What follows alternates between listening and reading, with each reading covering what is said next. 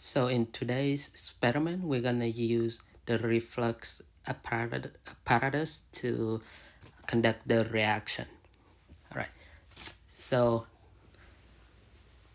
we have the flask underneath here to contain the reactant, and on top of that we have a condenser, and the condenser is connected with a chilled water system, so we can have the water run through the condenser, and we have the water goes in the condenser from at the bottom and goes out the condenser at the top. All right, so the ideas of using the reflux apparatus is we run the reaction as reflux.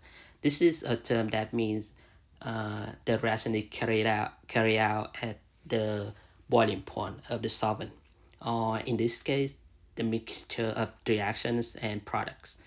The basic idea is very simple. So we apply enough heat to boil the mixture, and we condense the vapor so that they can fall back into the reaction flask. This alleviates the need of extremely careful temperature control as long as all the parameters are in the reasonable range.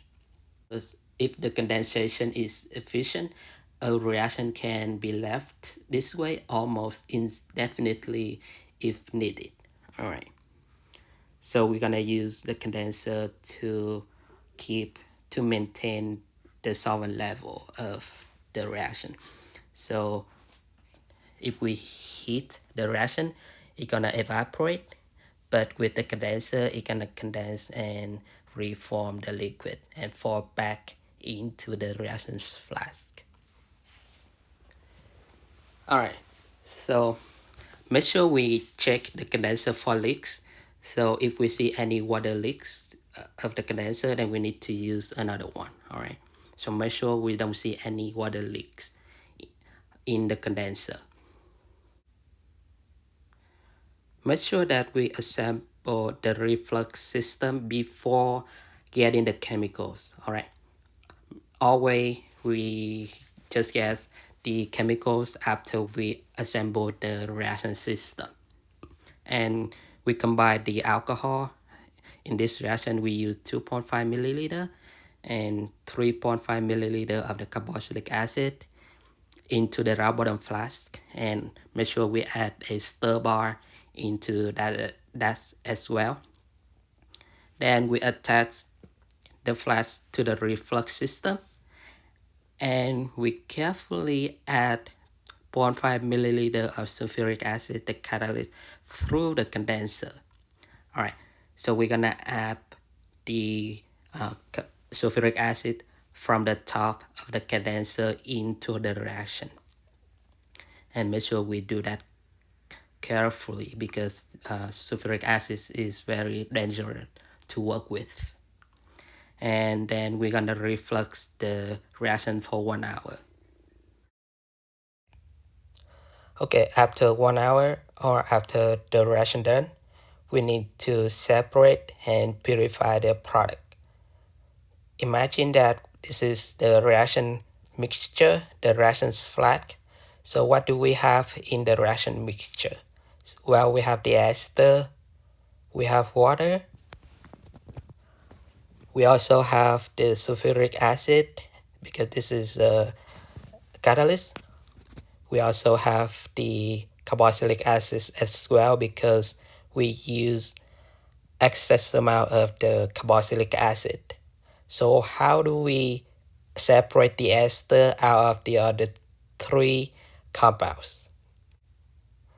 Well, we're gonna use a centrifuge tube, and we're gonna transfer the mixture from the reaction flask into the tube, and we're gonna have the ester, water, sulfuric acid, and carboxylic acid. Then we're gonna add the sodium bicarbonate, the aqueous solution sodium bicarbonate into the tube. We close the tube and we shake it. And after shaking, what do we end up here? Well, we're gonna have two layers. The top layer is the ester, and the bottom layer is the aqueous solution sodium bicarbonate. How can we use the sodium bicarbonate to separate the ester out of the impurities? Well, we have the sulfuric acid and the carboxylic acid, so we need to use a base. In this case, is sodium bicarbonate to neutralize the acid. We have the reaction scheme. The sulfuric acid react with sodium bicarbonate. The product are sodium sulfate, water, and carbon dioxide gas. Similar reactions for carboxylic acid. So carboxylic acid react with sodium bicarbonate. The products are sodium carboxylate, which is a salt, water, and again carbon dioxide gas. So using the sodium bicarbonate, we can remove the acids out of the ester. And eventually we have the ester at the top layer in the tube, and we have the sodium bicarbonate solution at the bottom of the tube. So by doing this, we can separate the ester out of the impurities. We separate two layers, and we use sodium sulfate, the anhydrous sodium sulfate, to dry the ester. And then eventually we're gonna have the pure ester, the main product. And that's it for the reaction today.